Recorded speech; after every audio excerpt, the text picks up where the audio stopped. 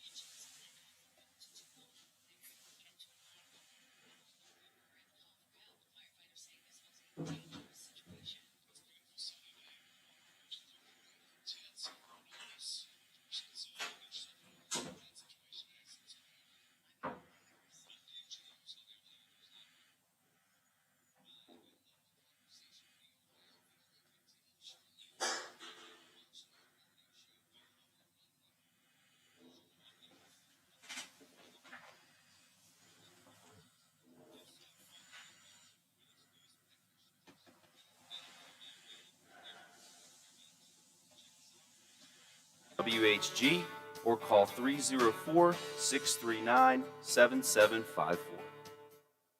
Quaker Steak and Lube at the Highlands is the perfect place to relax after a long day. Happy hour from 3 to 6 Monday through Friday. Get $2 off appetizers, $3 off domestic drafts, and house wine specials. Quaker Steak and Lube, voted Best Wings USA. Quaker Steak and Lube at the Highlands with another steal of a deal. Get a steak burger and fries all day Monday for only $8.99. It's also Military Mondays. The Lube will take 25% off for all veterans, active duty military, and first responders. Quaker Steak and Lube, voted Best Wings USA. For all of your IT needs, visit OmniPerforms.com. Omni Strategic Technologies, the only IT company that the watchdog trusts.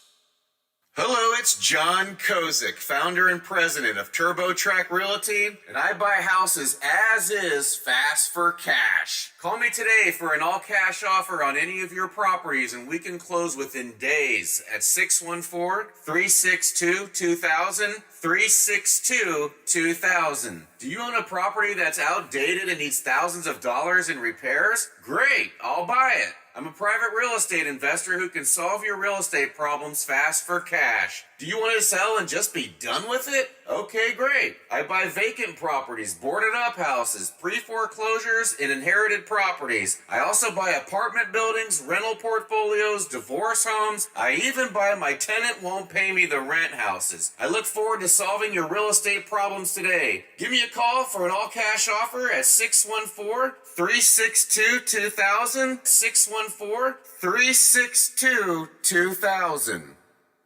Hello, everyone. From the Watchdog, I'm the Storm Tracker Darnell Foster with a look at your local weather forecast for your Thursday. Under a mix of sun and clouds, temperatures near 65 for the daytime high, near 40 for the overnight low under partly cloudy skies, cloud sunshine mixing again for your Friday with highs in the upper 60s. Have yourself a great day, everyone. From the Watchdog, I'm Darnell Foster. The views and opinions expressed on the following program are not necessarily those of this station or its sponsors.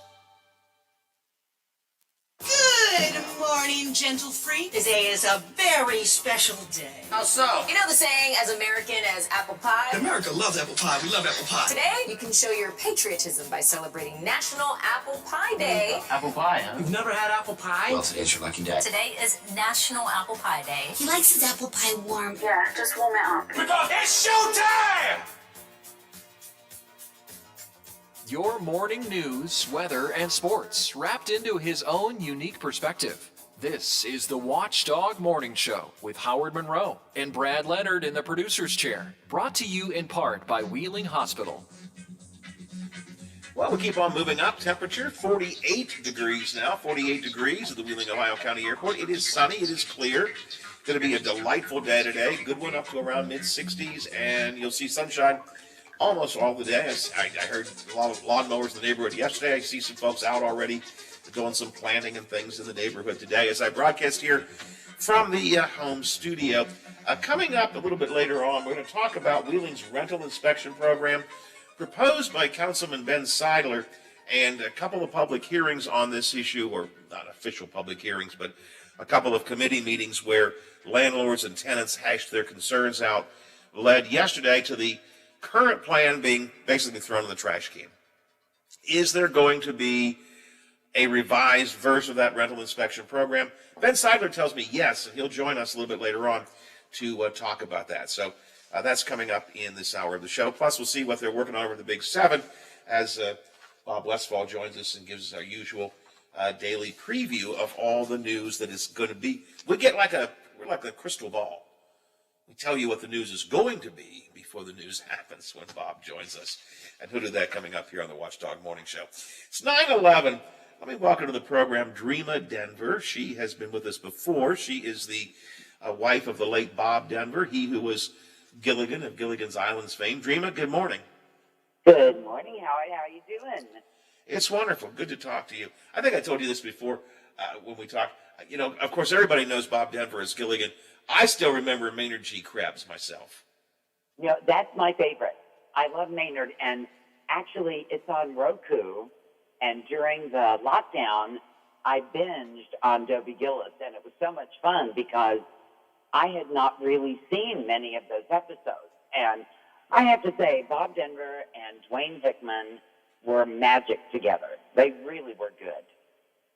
It was just one of those fun shows of my childhood, I guess. You know, I loved watching it, and Maynard G. Krebs. It was ahead of its time back in those days too, because it was written by the prolific and great Max Schulman, and it was really now it's very tame, but then it was, it was something else. It was kind of ahead of its time, like I said. So I don't know. I had the greatest time binging it, and I remembered as I was watching, stories that Bob told me over the years about this or that thing happening behind the scenes, working with Warren Beatty. Warren Beatty was in the first season of The Many Loves of Dobie Gillis. So it was just really fun to watch it and remember all the things he had told me about it over the years when, we were never able to watch it together. That was very cool.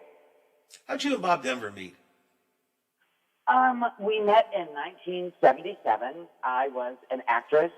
I was in Florida visiting my family in Orlando, and a friend called me and told me that I should go over to St. Petersburg, where they were casting a show called Play It Again, Sam, a Woody Allen show, and I should go over and audition because I was perfect for the part. So I did, and I got the part. And after I got the part, I was talking to the producer, and I asked her, I said, so who's going to be starring in the show? And she said, Bob Denver. And I looked at her and I went, Gilligan?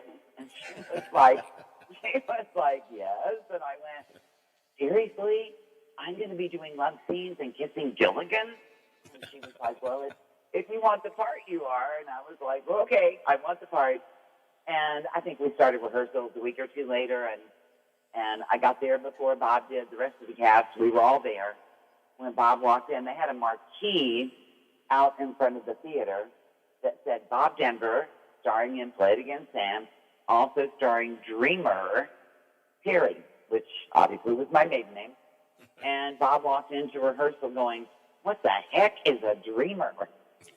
And I was like, well, that would be me. And I don't know, Howard, it's really hard to explain. I'm sure some of your listeners have gone through this, but we were introduced, obviously.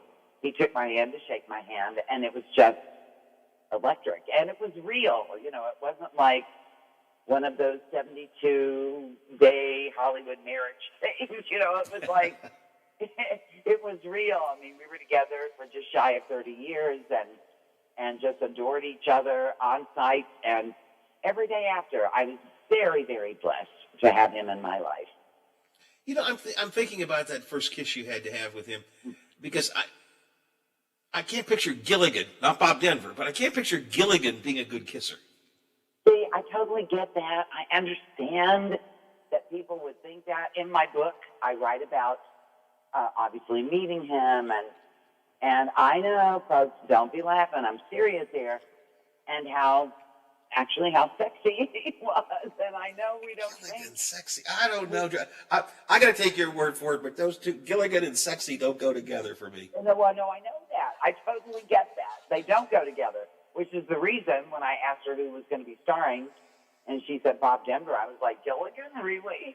But Bob Denver he wasn't like Gilligan. He had some of those lovely, you know, the sweetness and the kindness. He had those things that Gilligan had, but Bob was, he was highly intelligent, incredibly well-read.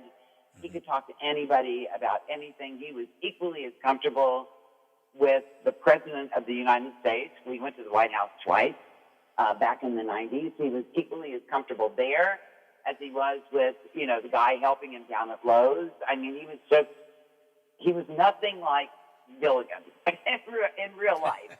He didn't fall out of hammocks and get hit in the head with coconuts and, you know, all those things. So he was very romantic. Bob was a really romantic person. And given our situation, which you probably know, we may have talked about it before, but anybody reading my book will know, you know, Bob and I had one child together, and that child was diagnosed with severe autism. So he spent the last 20 years of his life with me, giving full-time care to our son. Yeah. And that was part of the reason I wrote the book, was I really wanted people to know Bob Denver, not Gilligan, not Maynard, not any other character he played, but as a human being, what a wonderful man he was, a man of integrity, and not perfect. I'm not trying to say he's perfect. I don't have on rose-colored glasses, but, you know, he was a wonderful father to our son and adored me and was a wonderful husband. And you know, I just wanted people to know the private story about him. Let me ask you, how did Bob feel about being, I mean, I have to assume after Gilligan's Island, anybody who saw him or saw his name immediately thought Gilligan. How did he feel about being, I guess, typecast as Gilligan? Yeah, you know, that happened to the entire cast. Everybody had that problem. Getting work after that wasn't Gilligan-ish. Was very, very difficult. Even I came along when Bob was 42 years old, so that was about, 8 or 9 years after Gilligan's Island, and he told me by the time I met him, he was actually in a good place with it. He told me at the very beginning, because Gilligan ended when he was like 33, I think, and he told me, you know, in the intervening years, he had kind of railed against it because he was see, that's why when I met him on stage, he did a lot of stage work all over the country and all over Canada, and once we met, we did it together because it gave him a chance to do something besides Gilligan. But in Hollywood, that's all they could see. You know, that's what when they cast him in something, that's what they wanted, was that whole persona. And I don't know, by the time I came along, he had sort of made his peace with that. And then in the years that we were together, especially, you know, moving into the 80s, he really embraced that he had been an actor who had nowadays people have this all the time, but back in those days when there were only 3 networks, and he had 5 series altogether. Now, 2 of them were extremely popular, The other three not as popular, but that was unheard of back in those days. You know, people didn't have multiple series under their belt. So, but as, you know, especially when the internet, he used to get a lot of snail mail, and of course when the internet started and you could get email, he got so many letters from families or fans who were now grown up, who had been, you know, young kids when Gilligan was on, and they were maybe in a difficult situation at home, you know, with an alcoholic parent, or they'd been molested, or story after story after story like this, where they thanked him for giving them, you know, after school. Do you remember when it was on after school for like hours? You know, it would be on against itself. People would run home from school to see it.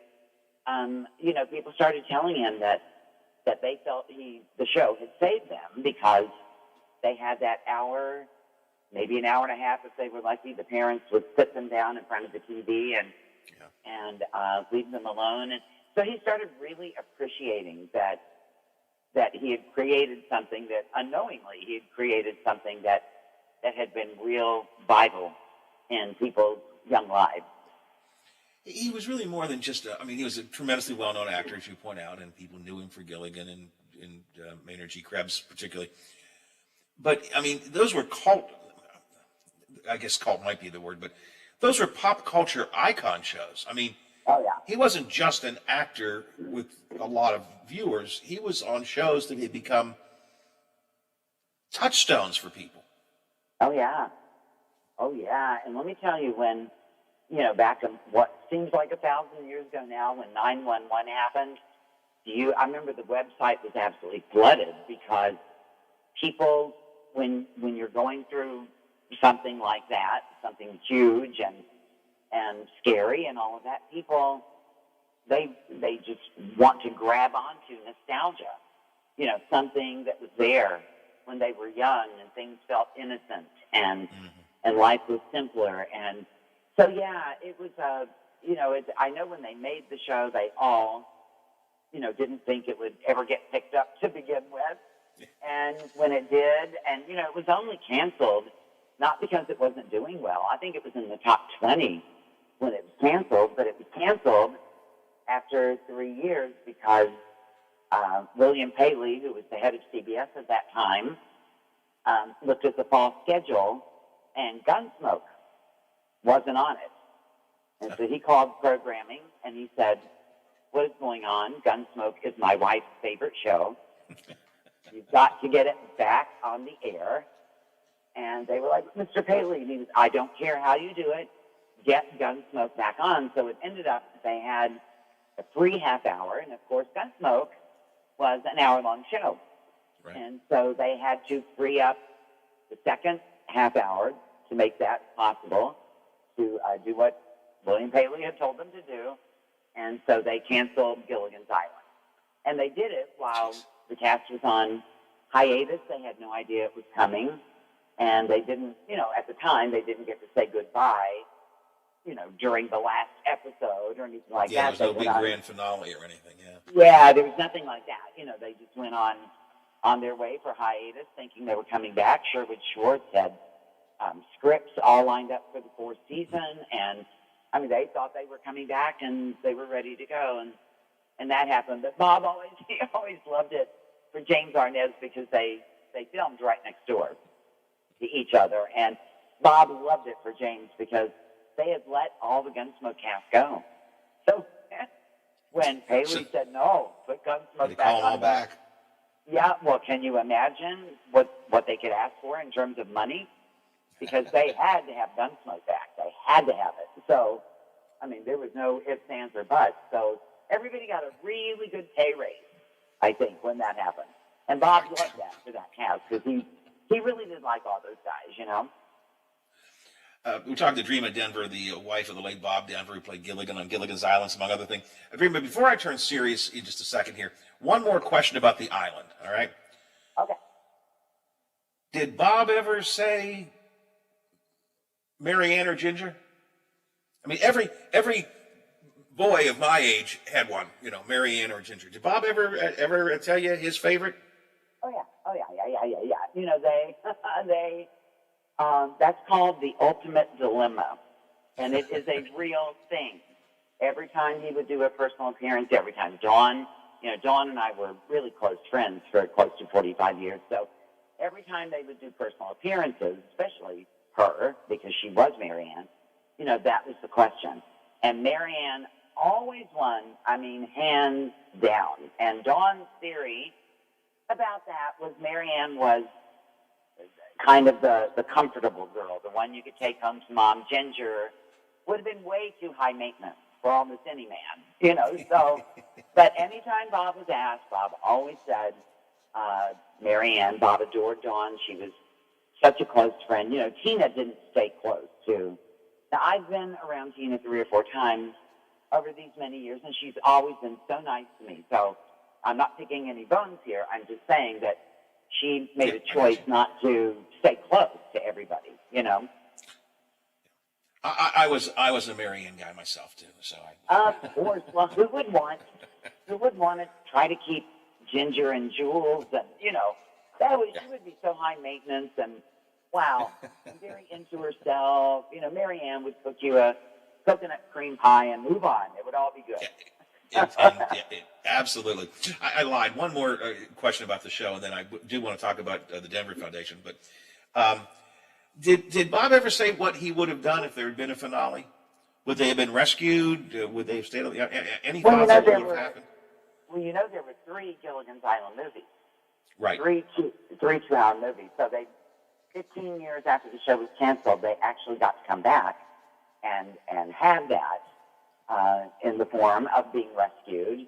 And then at the very end of the first movie, going back out on the minnow. I don't know what they were thinking, but they went back out on the minnow. And, of course, washed up on the same island again. And that sets the stage for the second movie where Mr. Howell, it's called The Castaways on Gilligan's Island. Mr. Howell built a hotel. This was back in the days of Fantasy Island and Love Boat. Yeah. So the premise then was to build a hotel and have guest stars come in every week, you know, as guests at the hotel. And that was kind of a great cast in it. That was kind of fun. And then the third one was one that I was actually in. And I'm so excited to have been in this particular one because it was the Harlem Globetrotters on Gilligan's Island. So that you can imagine, I don't know how old you are, Howard, but you can imagine when you're standing there looking at geese and curly and meadowlark and twiggy and what I consider, obviously, the original Globetrotters. I mean, no offense to the existing Globetrotters, but those were the days. I got you. I'm with you. I'm with you completely. You know what I'm saying? And so we got to play basketball with them, and it was one of those TV movies that was so bad it was good, kind of a thing. You know? And we can all say that. It's very cultish talking about that. It was a very sort of cultish thing, but the work doing it was so wonderful because the Globetrotters were amazing. And then we had Scatman Crothers, who played their coach, and I mean, it was just an amazing, you know, wonderful cast and just so much fun. We had such a great time. So when I see it now, Bob and I, gosh, it had been on the air, I guess it was like 5 or 6 years after it originally aired that Bob and I finally saw it again somewhere on television. And we looked at it, we were watching it, and the glow from having done it, you know, had gone away. We're watching it, looking at it going, oh, this is terrible. That was terrible. Oh my God, how did we do that? Oh my Lord. But it was terrible because, well, by today's standards, because, you know, now with special effects being what they are, you know, the robots that played basketball against the Trotters would have been, you know, CGI or something. Right. You know, back in those days, it was very, very rudimentary, but it was fun. We had a great time. Bob disappeared sort of from Hollywood at some point. I assume that's when your son was born and he began to focus more attention on your son. Is that right? Yeah, that's right. A lot of people, you know, Bob was a very private person. Again, part of the reason I wrote the book. He always told me during our marriage, he was older than I was, so we always assumed it would it would play out the way it did play out, that he would pass away first. And he thought I was a good writer, and he always said to me, you know, when I'm gone, if you want to write a book, write it, but be straightforward. Tell it like it was. Don't sugarcoat it. And so that's really what I tried to do in my new book, just released, Gilligan's Dreams.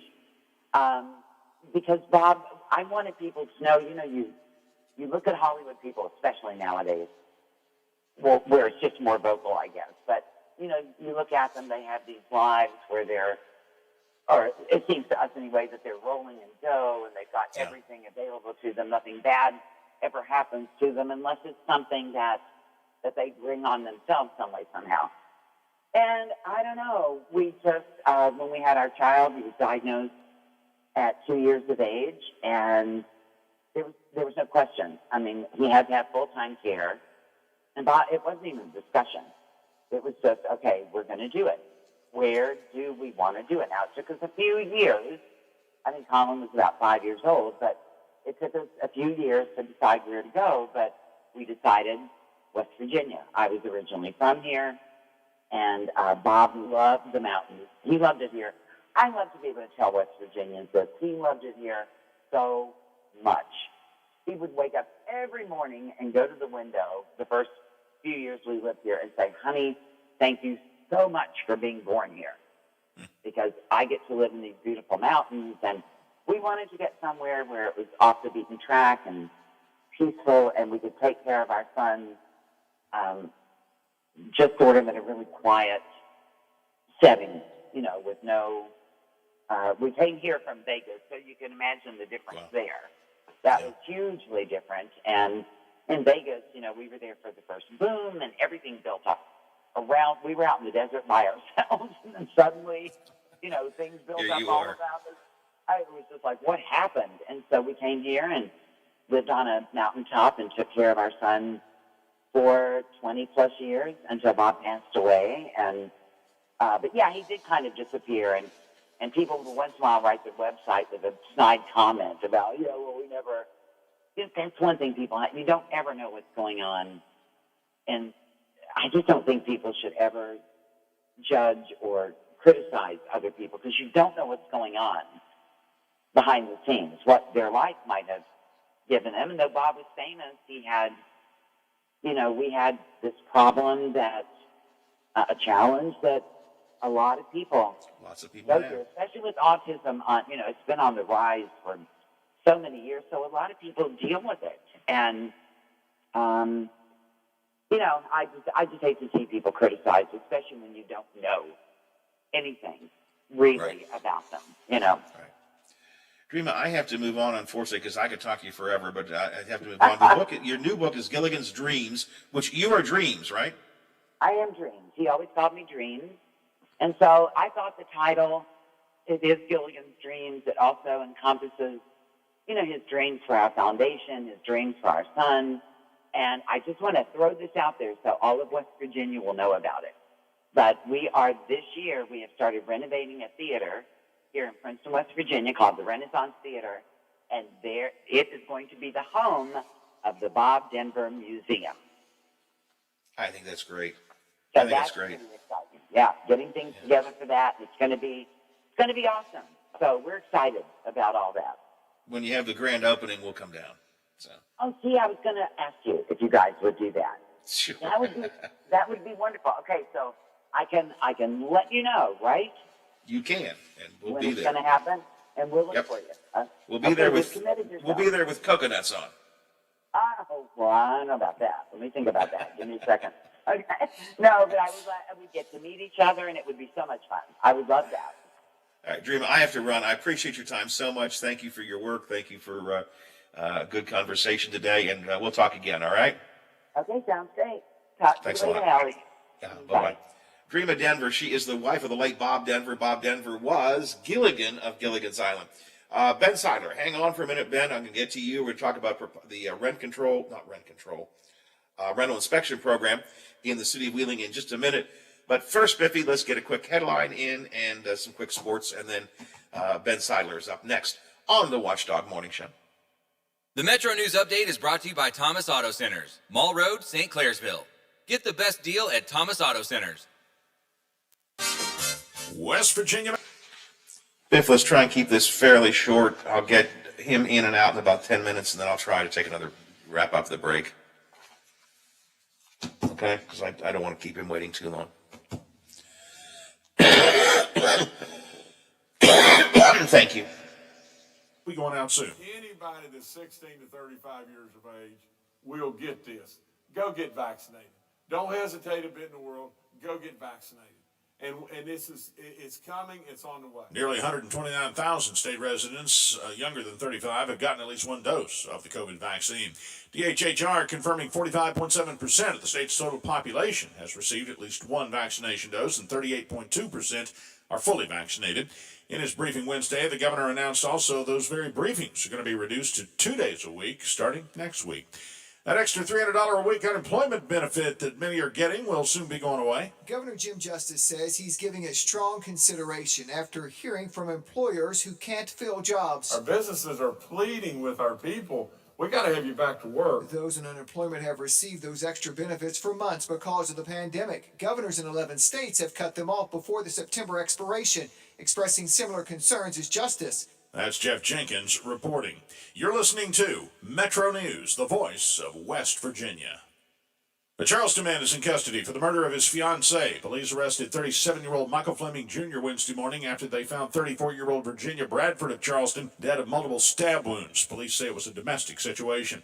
The Colonial Pipeline back on for operation this morning. The company restarted at about 5 o'clock yesterday afternoon. Say it will take several days for the product delivery supply chain to return to normal. Gas Buddy recently reporting that 4% of the gas stations in West Virginia were without gas in connection with the skyrocketing demand.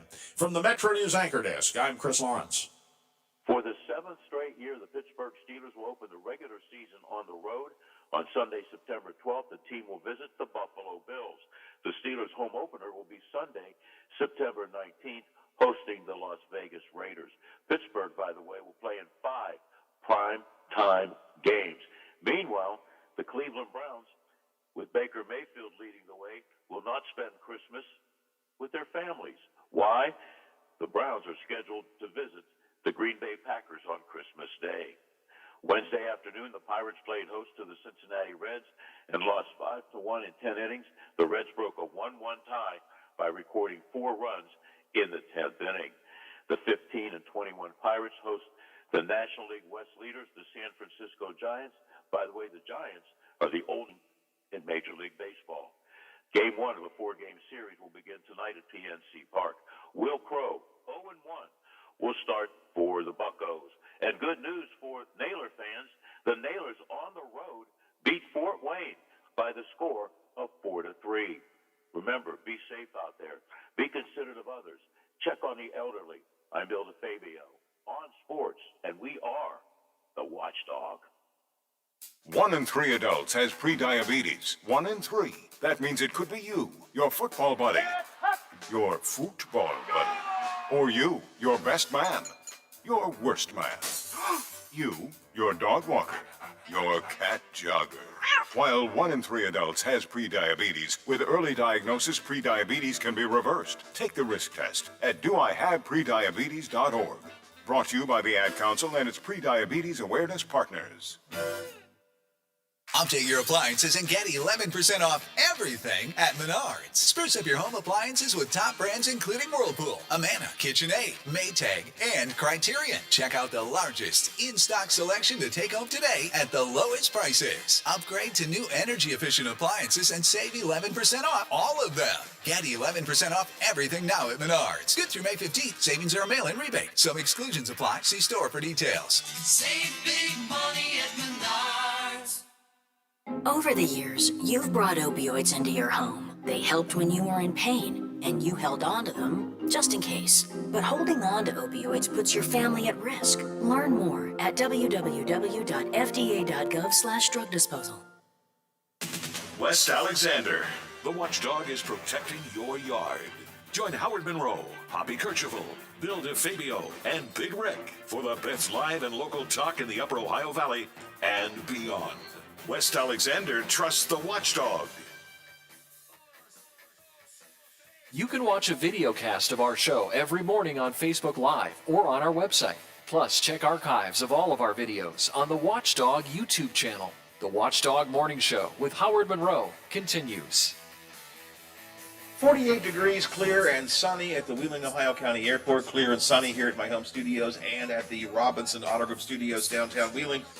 In the heart of the Ohio Valley, headline, Morning Intel, proposed draft rental inspection program for Wheeling gets tossed. I've invited Ben Seiler, the councilman from Wheeling Island, who's been a big supporter of this, to join us this morning. Ben, good morning, and I do apologize for keeping you waiting. Sorry about that.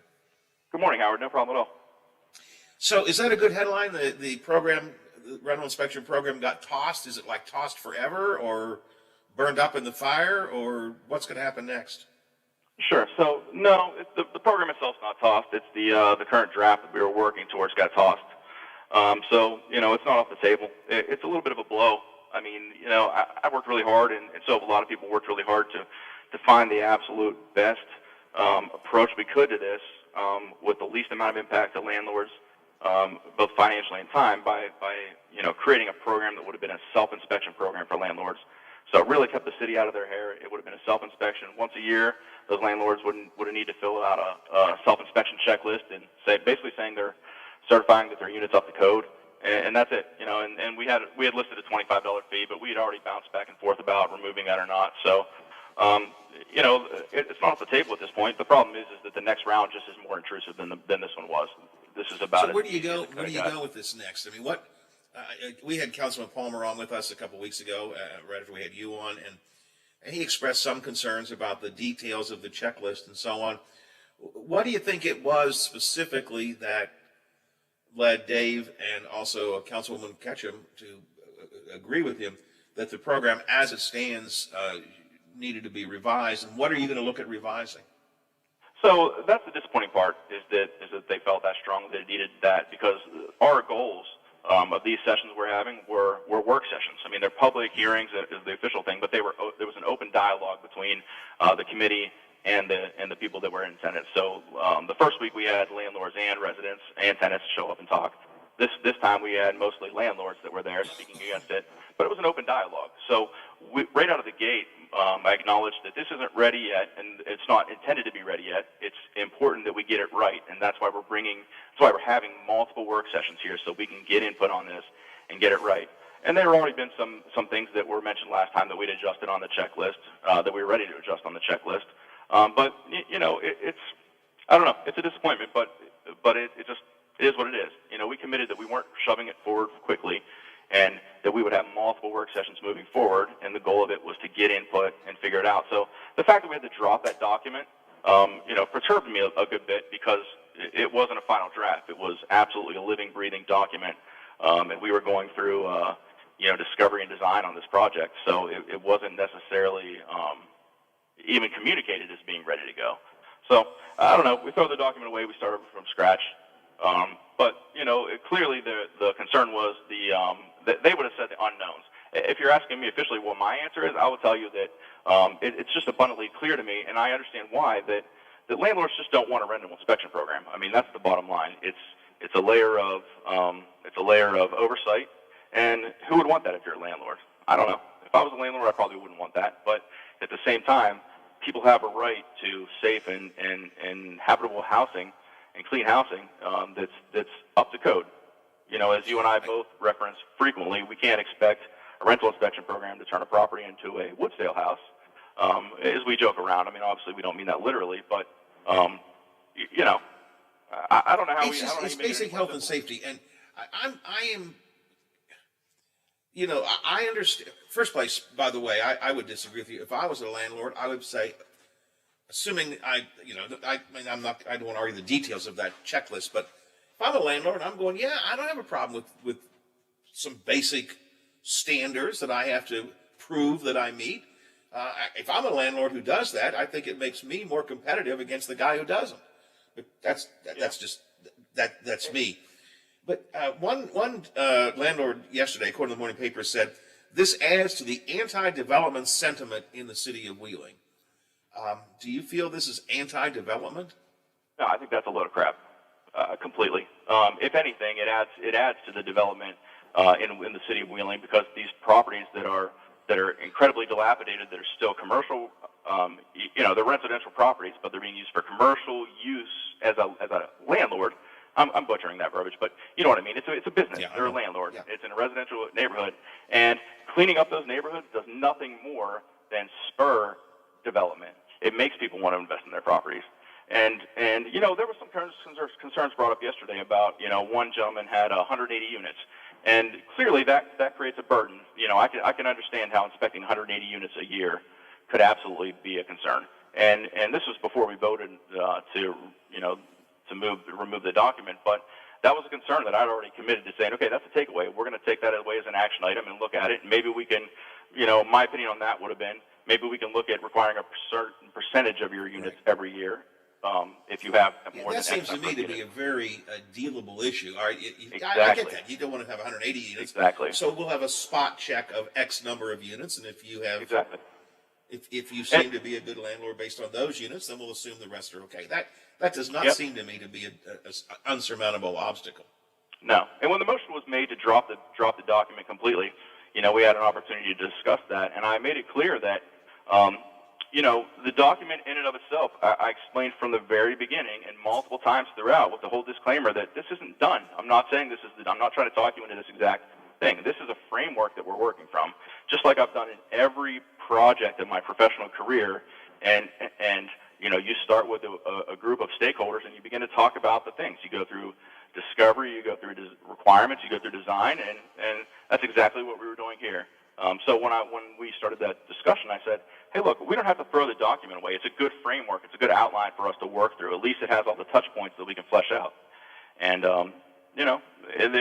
it is what it is. I mean, it's we follow Robert's Rules of Order, and we follow the process. And, there was a motion, and there was a second, and then it was gone. So it doesn't drop the program. It just drops the document. Are you personally going to just let it sit for a little while and percolate, or are you going to jump right back in and try and develop something new? Oh, no, we're going to keep the pedal down, because and again, the point I reiterated yesterday is that this group today that we just made that decision to drop this document on was a group of landlords there. The next meeting will certainly be focused on tenant-related side of the equation. That doesn't mean landlords can't be there. They're all welcome.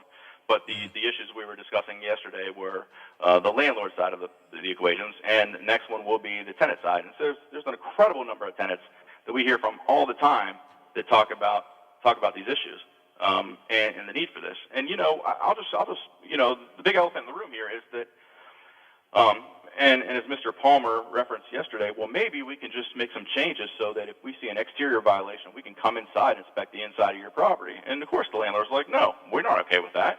Well, of course they're not okay with that. The only reason that I can come up with personally that you would be adverse to a rental inspection program outside of the issue of time that we could have dealt with and money, which we could have also dealt with, would be that you're scared to let the code inspectors into your building because it's not going to pass.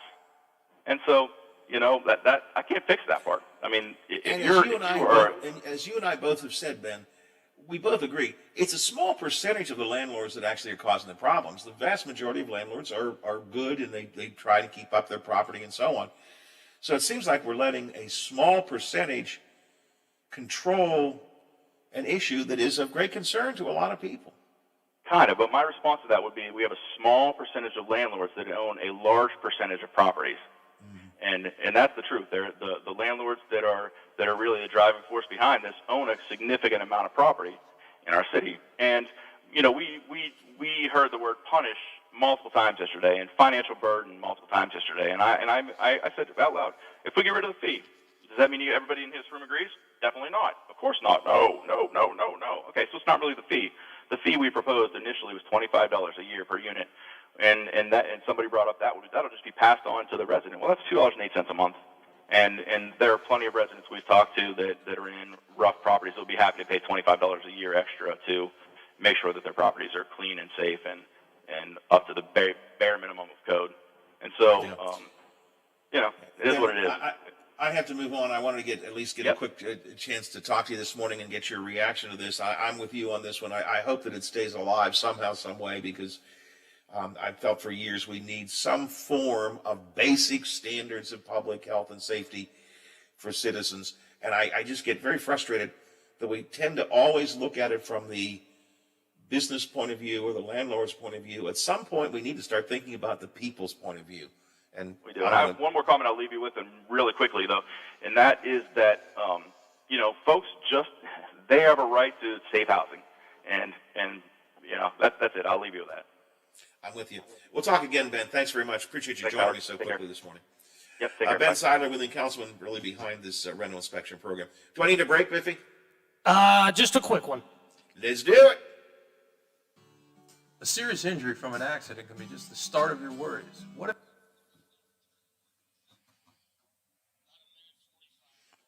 That's fine. Is Bob there yet or not? Okay. That may actually work out timing-wise. That would be kind of unusual. Yeah, that's pretty much it, yeah. 900 or visit us at kellnerlaw.com. We'd like to help. We need safe and secure elections. But Speaker Nancy Pelosi and Senator Chuck Schumer are pushing legislation in S1 that would undermine West Virginia's election laws, taking away our power and putting Washington bureaucrats in charge of our elections. Their bill would allow partisan groups to collect thousands of ballots without supervision. That's currently illegal because it leaves ballots unprotected without security, threatening the integrity of our elections. Worse, Pelosi and Schumer's bill would spend billions of public funds, your money, on political campaigns, billions to subsidize politicians, even those receiving money from private donations. They want more money for politicians and more power for Washington bureaucrats. Call Senator Joe Manchin at 304-342-5855 and tell him we need safe and secure elections, not more wasteful spending. Tell him to stop the partisan power grab and oppose S1. Paid for by One Nation. www.onenationamerica.org. This is Hoppy Kercheval. Join me weekdays at 10 o'clock right after the Watchdog Morning Show with Howard Monroe for Talkline. I have guests, conversations, texts, phone calls on all the big stories affecting us in West Virginia. So tune in weekdays right here on FM 98.1 and FM 97.7, The Watchdog. Catch Biff Leonard on the Watchdog Morning Show with Howard Monroe. Weekday morning, 7 to 10 a.m. Only on the Watchdog. Live and local talk radio. Just the way you like it. You can vote in our Watchdog poll and read commentary in our blogs on watchdognetwork.com. The Watchdog Morning Show with Howard Monroe continues. You know, I'm just thinking there, Mr. Big Voice Announcer Man says you can catch Biff Leonard on the morning show. If you catch him, what are you going to do with him?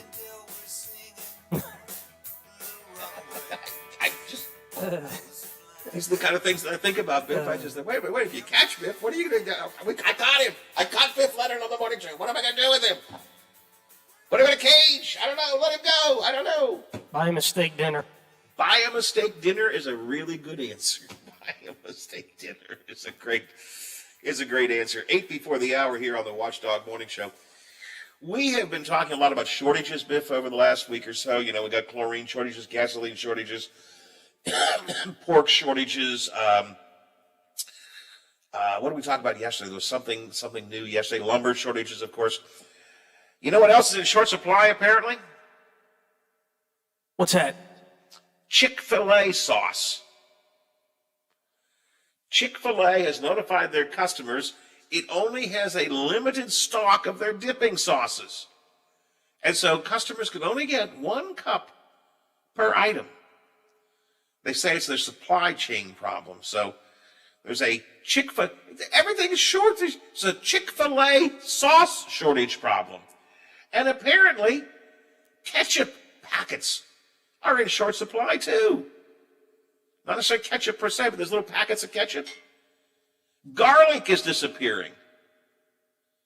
What the heck is going on? I even saw a story yesterday, Baby Yoda is disappearing from toy stores. I mean, what is going on? We've got a shortage of Baby Yodas. Wow. Yesterday was chickens. Chicken yesterday, and today is Chick-fil-A sauce. Yes. And ketchup packets. Unbelievable. Let's see what they're working over the Big 7. Bob Westfall is with us. Good morning, Bob. Good morning, Howard. How are you? I'm good. And yourself this delightful, sunny, fairly pleasant morning? So far so good, unless you're going to screw it up. I don't have any plans to, but Okay. we have well, time, so we'll see. It's early. It's early, exactly right. What you cooking with today? All right, we're going to get some reaction to Governor DeWine announcing a lottery. You could get vaccinated. How about getting a full ride to college if you're a kid under 18 and under? You can get a full ride. I think they're giving 4 full rides to any state college in the state of Ohio. And they're doing $1 million lotteries for adults. And for adults, $1 million. And Governor Justice is there. Look, Governor Justice is looking at his savings bond and going, "I don't know if this is going to compete or not." Oh, well, and they was talking about silver dollars too. So that's right. That's right. He was. I mean, if this doesn't get you to move out of, if everything else doesn't get you to move out of West Virginia, I mean, this lottery just might. I got to say that this is the one incentive that I think will actually work. Yeah, you know, I mean, that's very interesting. Yeah, we'll be curious to see how savings bonds aren't going to work at all, or silver dollars. A lot of people are doing. A lot of states are doing gift cards. Maybe yes, maybe no. But a chance at $1 million, or a chance at, or 4 chances actually, at free ride scholarship. Yep, people. Well, we all know how expensive college is. I mean, there's got to be some parents. I bet you they're dragging their kids to vaccination sites now. That's what Biff and I said earlier. This will be the parents going, if it's a gift card, Johnny says, Mommy, I'm not going to go. Don't want that gift card. Well, okay. Yeah. For $1 million and a free ride scholarship, you are going, boy. You are going to get that vaccine right now. You shall, like my pet. You're gonna get it. You're gonna like it. That's exactly right. What else you got today? A couple other things we're working on. We're gonna sit down with the new fire chief here in Wheeling, replacing longtime Chief Helms. Really haven't had much of a chance to talk to him, but Catherine's going to sit down with him today, see what his thoughts are on the city of Wheeling and the department and where it needs to go in the 21st century. So I'm really excited about that one. Don't get a chance often to talk to the chief, so we're going to work on that today. Good. That sounds good. So that's kind of nice. Also, we've got a case of Robert Wilson, rape case out of Marshall County, accused of felony rape of a child under 10. He's got a prelim hearing today with Judge Frajado. That should be interesting in of itself. But anyway, that is DK's going to cover that today. So that's something we're covering. Just another one of those cases that you hear about. Dealing with a couple other lighter things we're working on. How about Sean Fluharty is going to be with the First Lady today. We're going to talk to Sean. Actually, we're talking to Sean as we speak. He is traveling down to Charleston. He will be with First Lady Joe Biden as she tours the area down there, and we'll see what he's got to say. Maybe he can put in a good word for the Northern Panhandle as we continue to try and grow. So we're going to talk to Sean about that opportunity today as well. I'm sure he'll be entertaining for the First Lady. It'll be interesting, absolutely. Right. So, no matter what you could say about Sean, I mean, he is passionate about the Northern Panhandle. Oh, absolutely, and not shy about expressing his opinions. So it should be interesting. Which I would think you'd want in a leader. So you don't want any of the backdoor. And at Trinity Medical Service Health Systems in Steubenville is having a press conference this afternoon. Some announcements up there coming. So again, another hopefully positive move for the medical profession in the Northern Panhandle, Eastern Ohio.